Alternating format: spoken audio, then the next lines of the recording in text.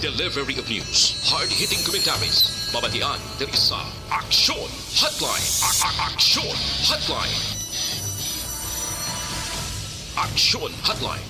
Examining major news stories and issues being debated in a marketplace of ideas, public affairs, and current events. Coverage and commentary. Aksyon Hotline. Kapisanan ng mga broadcasters sa Pilipinas. Golden Dove Awardee for Best Public Affairs Program. Aksyon Hotline. Aksyon Hotline.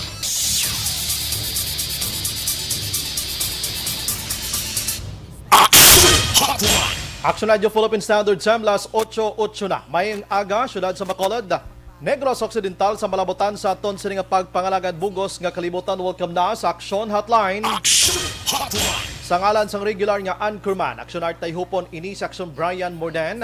Mag-off na kita tubtob las 9:30 sining adlaw sang Martes. Yari na kita sa Hulyo 27 na 2021. Aksyon Hotline. Kumusta mga kautora na to? Naka-move on na kamo halin kahapon nga adlaw sa ginpatigayon nga sona o kon ikaanom kag katapusan nga State of the Nation address ni Presidente Rodrigo Duterte sa Batasan Pambansa mga kaksyon. Ang iban subong gihapon na ginaistoryahan ang natabo kahapon dat suno sa report wala sila may napulot nga mga istorya. Kung ano mga plano ni Presidente Rodrigo Duterte sa isa na lang katuig ang nabilin sa pagpangalagad sini bilang presidente sang pungsod Pilipinas. Ilabi na gid ang mga kritiko kadamo sang ginhambal mga kaksyon nga wala gid sang plano. Ilabi na gid sa ginatawag pag-away naton sining batasang pambansa, pag-away naton sining COVID-19. Puro lang hambal nga suno sa report, may Delta variant na naman, amo ni dapat ang aton sinututukan pero wala sang plano kung paano ini papason. Si Senador Grace Po Macaksyon naghambal nga tuman ka kulang, tuman ka bitin kuno. Damo nagsabat sa paano nagbitin to kay lapit itatlo ka oras hambal to. Hambal ni Grace Po sa hindi namong botsilingon ko ang kalawigon sang hambal niya. Suno kay po ang unod, wala gid. Dito natalupangda ng aton sining healthcare, ang aton sining education, kag ang aton sining makaksyon nga kinahanglanon sa palabuton ekonomiya. Ang munang reklamo sa iban nga mga senadores, mga kaksyon may koneksyon sining nasambit iya nga sona ni Presidente Rodrigo Duterte. Ang pila ka mga negosyante nagpalayag man. Siya na nag-storytelling lang si Presidente Rodrigo Duterte. Nagpanugid lang siya sang iya sining nga naagyan, ginlakip niya pa ang istorya sang iya kabuhi. Ang ginbantayan tanan sa mga kauturanta, ang mga ang daw hindi grumpuslan daw muna abeng. Di namo nagahambal siya namuno ni Presidente Rodrigo Duterte, gindoble niya ang sweldo sang aton sining nga PNP. Sa aton sining nga otoridad, ginpalawig niya ang driver's license sa aton sining nga mga driver makaksyon halin sa 3 katuig ginhimo 5 kag kon ikaw maayad-ayad nga driver nga hindi sa lawayon himuon pagid na pulo tuig. Ang mga OFWs iya nga passports kag mga seaman's sport, ang seaman's book mga kaksyon ginpalawig 10 years sa munang ginbention kabisang presidente. Waya man na likaw makaksyon ang pagmuno sa pag-discourage niya sa mga utod na nga may luyag magpapili bilang presidente.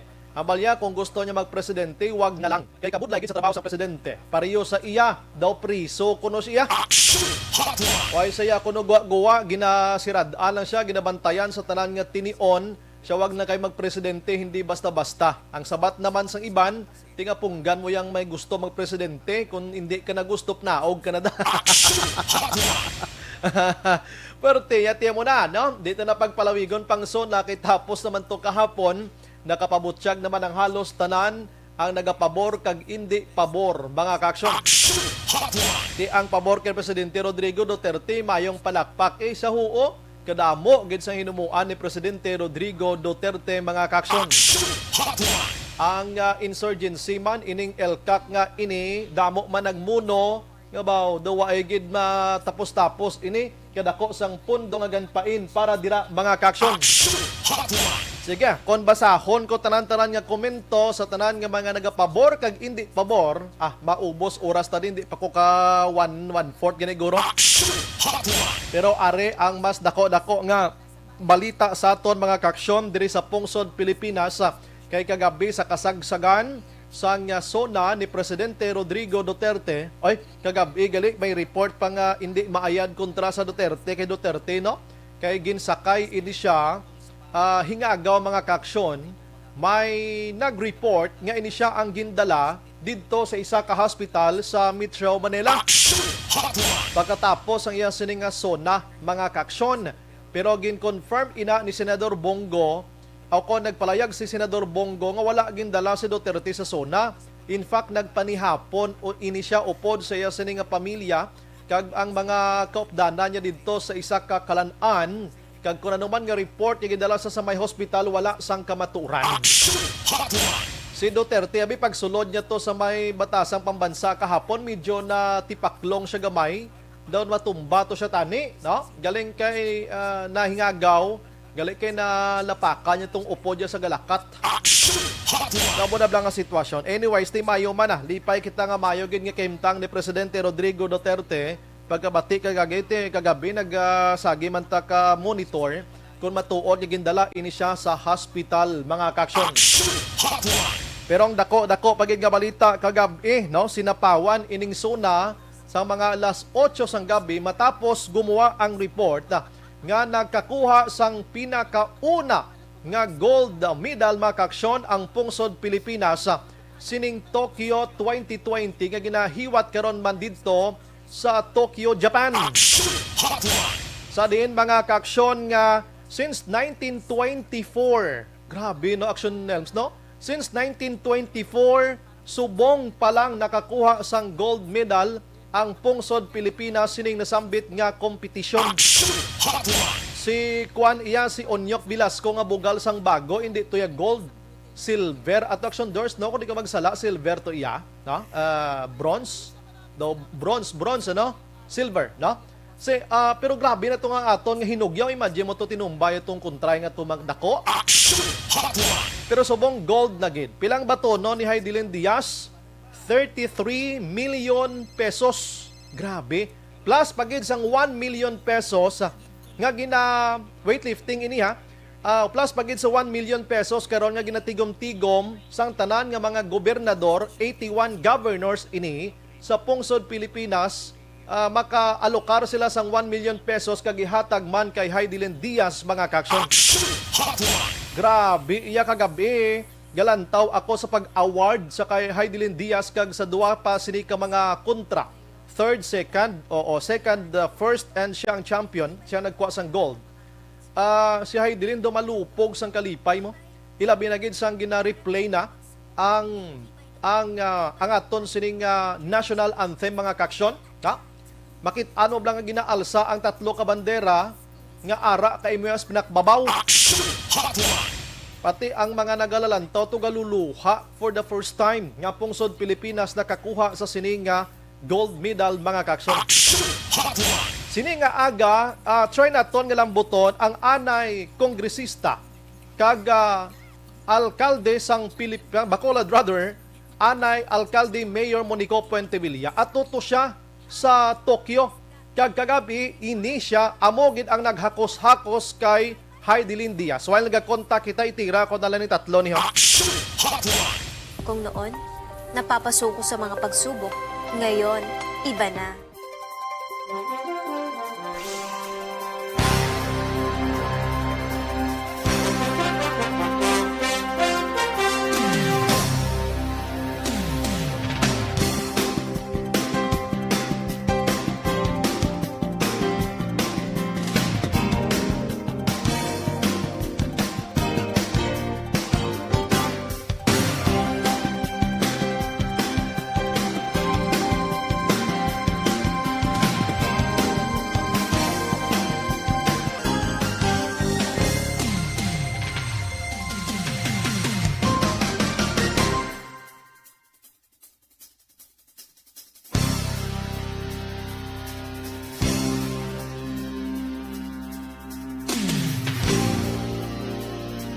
Tas 8:17 na Action Radio Philippine Standard Time. Amo na, no?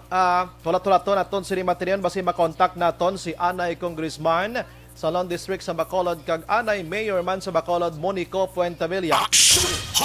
Presidente ini siya sang sports labi na gid sa weightlifting mga kaksyon rason nga ato gid siya nag-upod lupad kag siya gini nagauyat-uyat kay Heidelin Diaz mga kaksyon sining nasambit iya nga hinampang didto. Sige, grabe na nga damo naghambal nga sang nagliligad nga mga 2016, 20 sa nagligad nga mga hinampang ni Heidelin Diaz mga kaksyon. Kadako na sang premyo nga nakuha yaman sini, no? Nakuha yaman sini kag subong na dugangan pagid.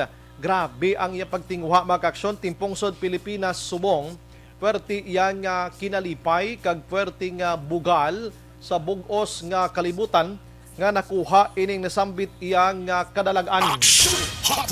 Ginalauman man subong mga kaksyon ang ginalauman man sa sining nga mga tinion mga kaksyon ang mga boksingero naton sang pungsod Pilipinas kay may ara sang boksingero labi na gid ang babayi, no? Nga base makasulod man sa base makalabot man sa gold mga kaksyon. Bangod nga nagatinguha man, no? Nagatinguha man nga makadaog ini sila. In fact, may isa ka babae ito nga kundi ko magsala, Pitisyo ang apelyido, halin sa area sang Mindanao, may ara sang nakadaog siya una na, so nagligad nga adlaw mga kaksyon.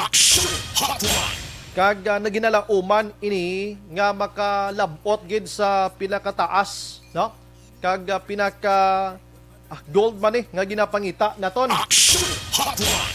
Ang sa parte naman kay Heidelin Diaz makaksyon, sa sulod na sang 97 nakaligad na, amo ni ang pinakauna nga pagkuha sang gold. Imagine mo na, no?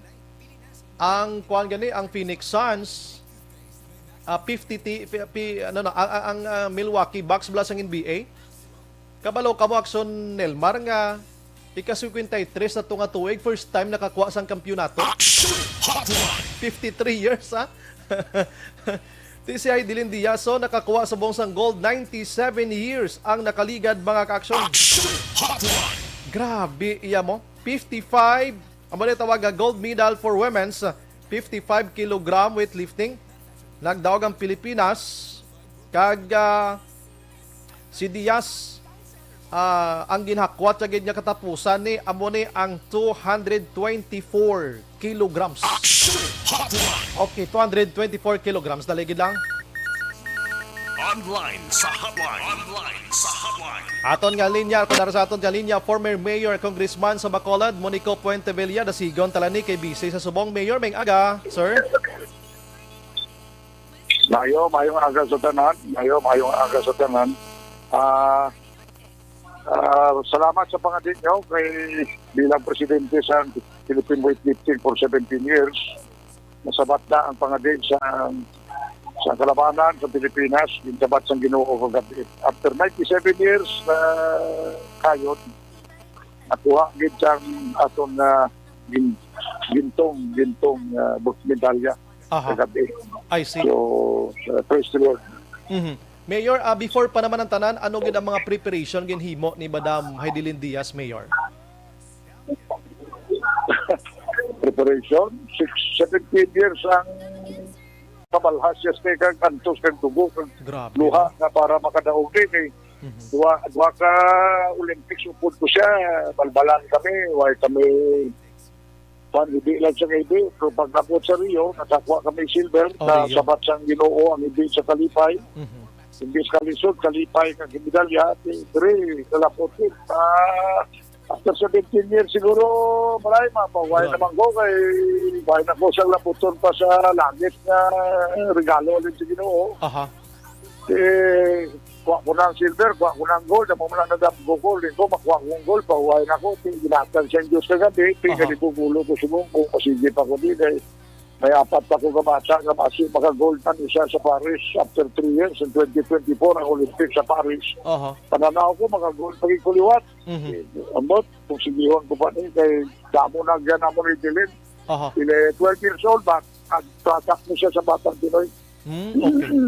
Kagabi, Mayor Galantaw ko, ikaw, kung di ko magsala, ikaw gitong nagahakos-hakos, kaya gina-imagine namon kung ano ka overwhelming sa inyo tanan-tanan, dira labi na git ikaw, kag si Diaz, kag ang supporters, ano nagkahililabo kagabi, Mayor? First time niya ito na-perdi ang Chinese, yun isahan din namon nga nagpapirdi kami sa Uzbekistan, pero papirdi. Tapos ito'y parahan, nakibot ang Chinese kagabi nga hindi na ito among daan nga Idilin Diaz, pakong Idilin Diaz. Kinibot lang siya kay ABS Guru, balbalo niya mangyapon siya. Kaya na-discuss sila, kay kusog sila kayo, world record holder, tigibos lang ng yung Olympic and world record holder subong si Idilin Diaz sa Pilipinas. So, mayo, hatag regalo sa Panginoon Ginoo sa atong tanan sa Pilipinas. Papalo lang na maski ano kabudlay, mga buhi, makaya, mahimo man tanan.